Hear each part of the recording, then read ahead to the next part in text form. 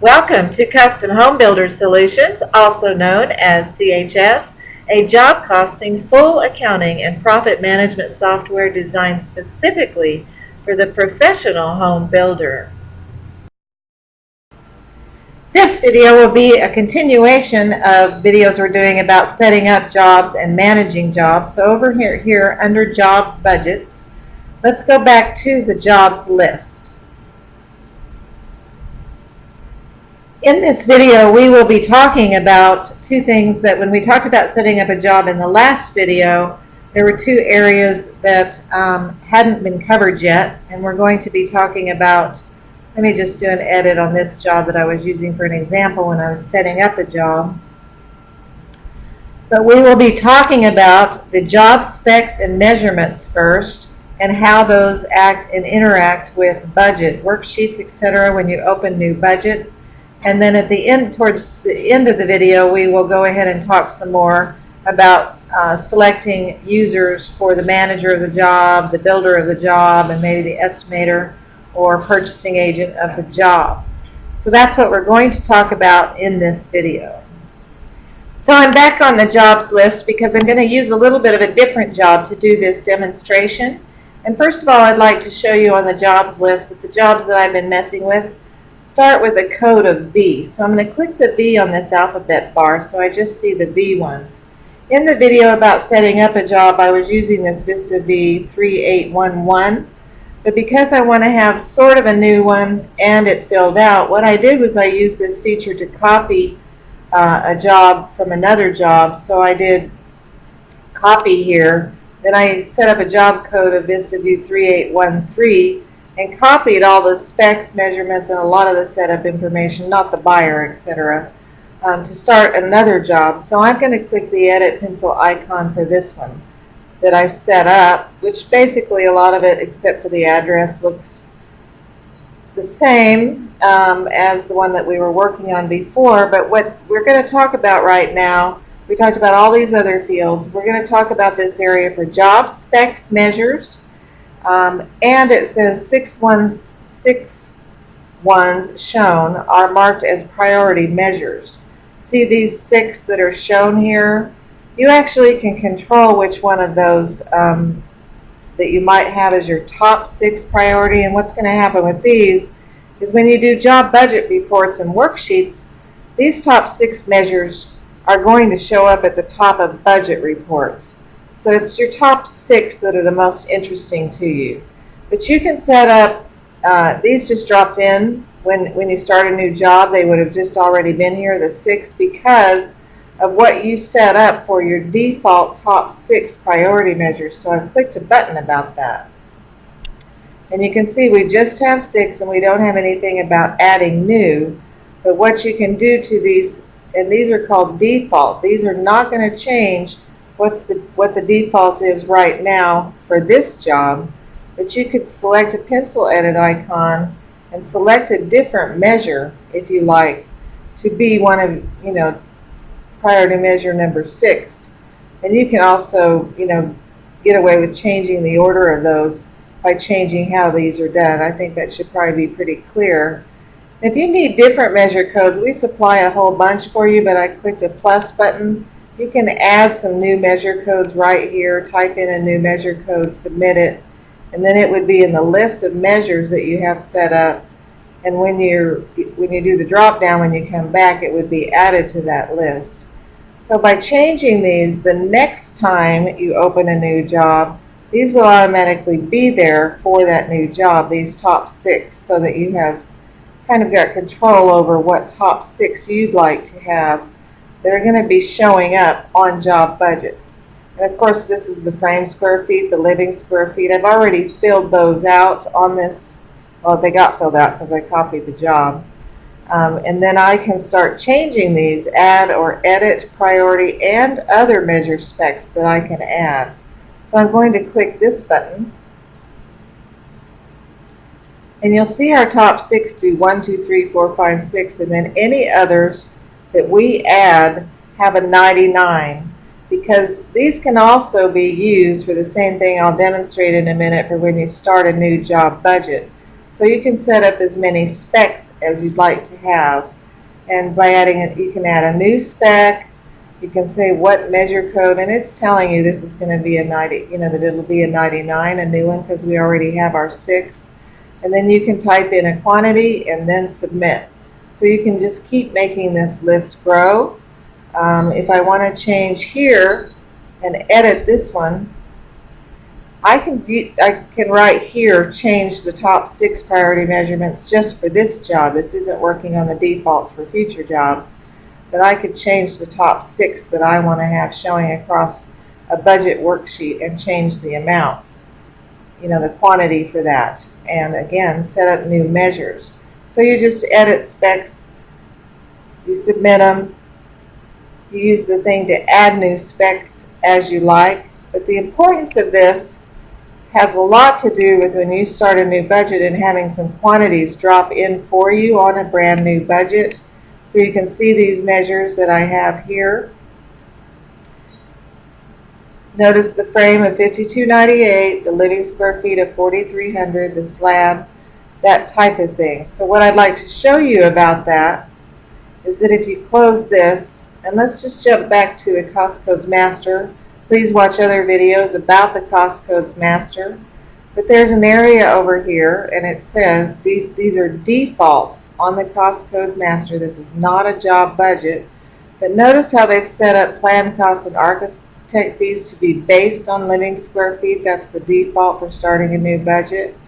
The engineering foundation design based on slab square feet. The frame design based on frame square feet. You'll see those things going on for other stuff down here that probably makes sense, like the slab contract is based on slab square feet. Frame stuff, it's the framing labor is based on frame square feet, etc. So I have gone to the jobs dashboard for that job I was just showing you, and I selected this to 3813, and you can open the jobs dashboard from the Home tab by clicking this button. It's right at the top, and then you select a job. And I want to show you what happens if I click this thing to do a job. But oh, by the way, you can go to edit that job setup from right here on the jobs dashboard instead of from the jobs list. So there we are again looking at that same job setup. But now what I'd like to do is go to the job budget worksheet where I'm starting a new job budget or estimate. And this video is not all about all the choices you have. For starting a job budget, please watch videos about a job budget. You have some different options for starting a job budget, what it's going to pull in, whether it's going to pull in from your Cost Codes Master, which is what we're going to do, but you can also copy a budget from another job, which is some of your other options. And the 2 options here basically are with the items that we discussed in all the Cost Codes videos, the generic items behind the cost codes. You can bring in the ones with generic items or without. Let's just go ahead and say we're going to bring in the generic items, and we're going to include photos because we set up some things that buyers could select from in those items, but that's not what this is about either. So now it tells me that the new budget has been created, and this window will close. And if you're on the jobs dashboard, just click that link again for the budget. So let's click it again. And what I'm going to point out to you is that a bunch of numbers have come in. Notice that we already have some totals for our budget total down here, and that's precisely because we used, let's go to those plan costs. We told the Cost Codes Master to base plan costs on living square feet, and so it dropped in that 4,300. Remember that from the job setup? The 4,300 that we had for living square feet as the quantity. And if I hover over the budget total, I can see that it says 4,300 times the quantity percent and times the unit price of 4.5. So that's how it got this. And if I, of course, click on this line, I can edit this budget. I can change the unit price if I like. I don't have to take the defaults. I could change the quantity, the living square feet, etc. I could change this to $4 if I want, and change the amount and submit it. so I don't have to stay with those amounts that came in from the defaults. So hopefully you get that concept, that it's bringing in a lot for you based on what your specs are. Now while I'm here, I'd like to show you that you can actually get to those quantities, those specs, those same ones, where it says apply job specs. This window is the same one that we opened up over there when we had the job setup open. And so I could change some of these specs, and then I could update a budget. So if I change that living square feet, let's do that. And let's change it to, that was 4,300. Let's change it to just 4,400 for demonstration purposes and submit. Now you have a link here to update budget. And you have a link, but we won't do that one because a bunch of your items behind the cost codes might be based on living square feet. But if I click update budget, it's going to show me new spec quantity 4,400 up here, and it will show me all the lines on my budget that have been based on the living square feet. So you can see that, all these lines. And so it's going to tell me about those lines. If I do update quantity, it's telling me some notes about it. Changing the budget quantity will change the budgeted total for the cost code.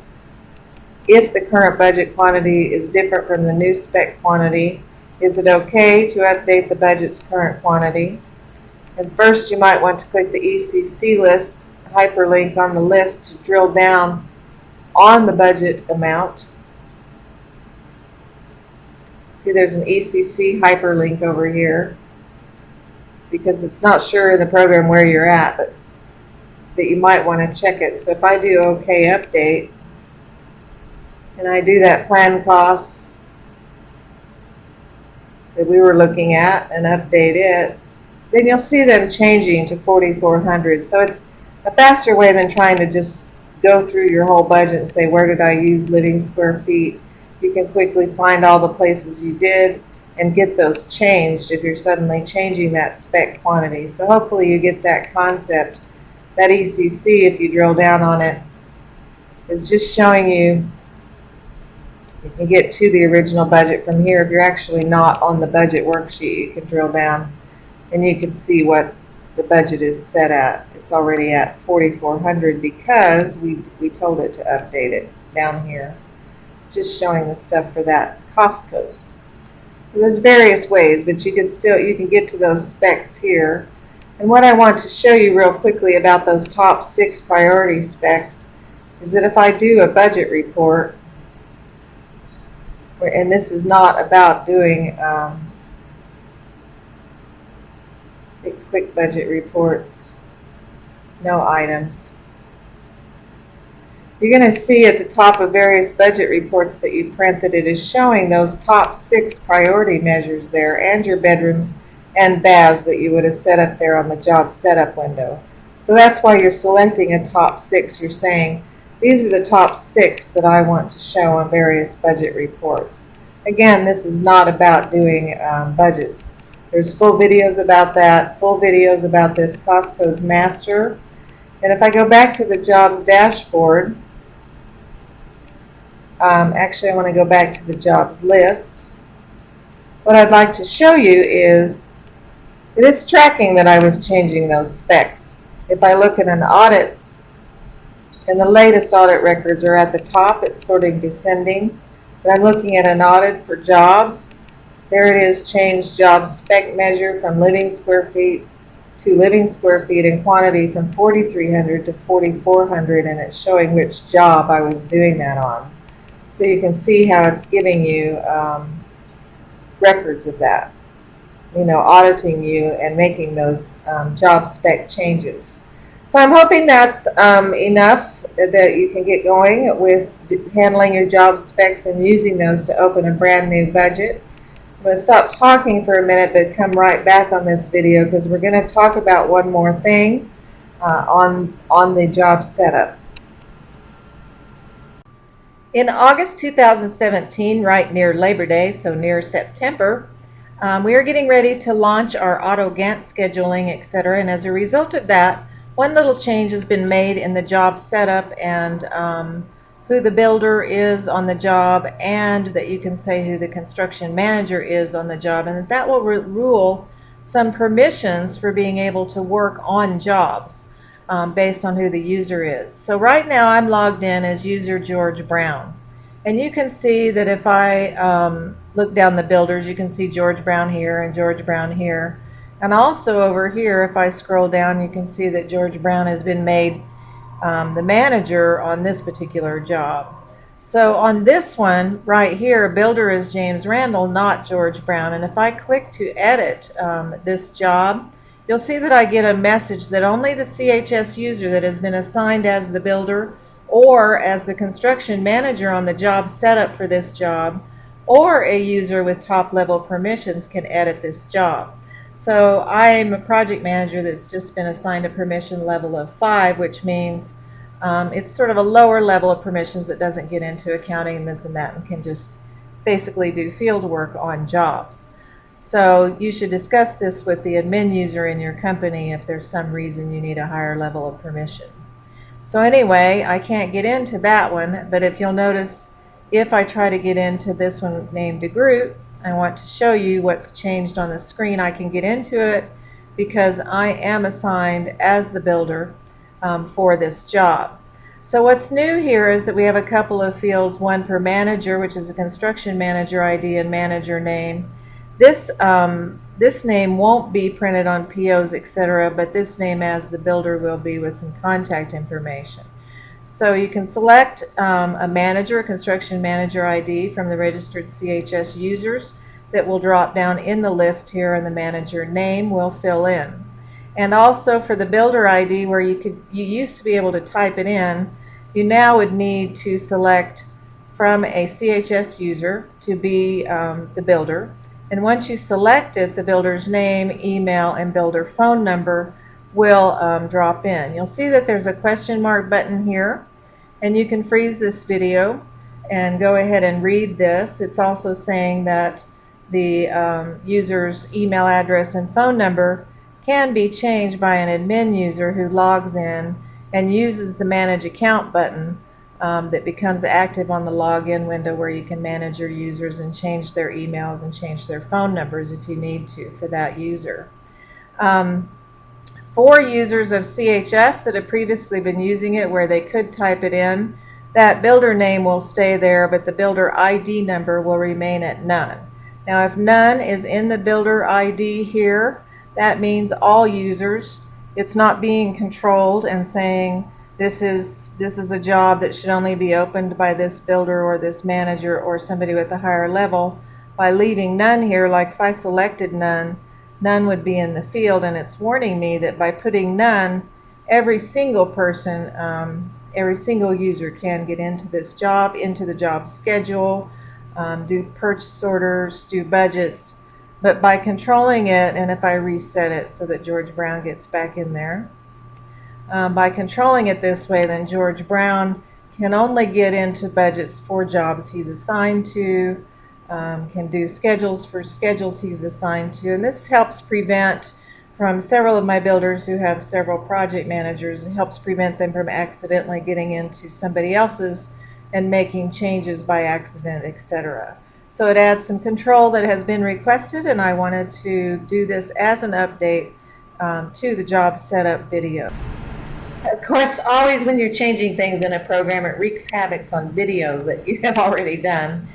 But I threw that last one in about the setting up builders and managers, etc. I'll go back to the one we were talking about earlier in the video. And the screen that I threw in there just a second ago was a little different because it was older. This screen that we've been working on and talking about job setup in the videos now has a couple of things behind a link that I showed you, and it also now has something at the request of some builders for an estimator ID. And if you want to give somebody else permission, it doesn't necessarily have to be your estimator. You could select another user here that you want, like select myself as a user, and go ahead and have that in so that I would have permissions to make changes on this job. I actually have top level permissions, so I can actually get into all jobs, but just in case I didn't, you could add this person here. I think Sally Smith doesn't have top level, but we'll say, okay, Sally Smith can get into this job. So we have another field here from the video that I was just showing you. And I think that's all I need to talk about for job setups in this video and the previous video for setting up. But what I'd like to do in the next video, let's save that change I just made, is I want to talk about some of the tools and what happens when you try to delete, how you can look at where the job's been used, how, like I mentioned in this video, you can copy a bunch of stuff from one job to start a new job, how you change the job code, that kind of thing. So that will be in the very next video, and thank you for watching.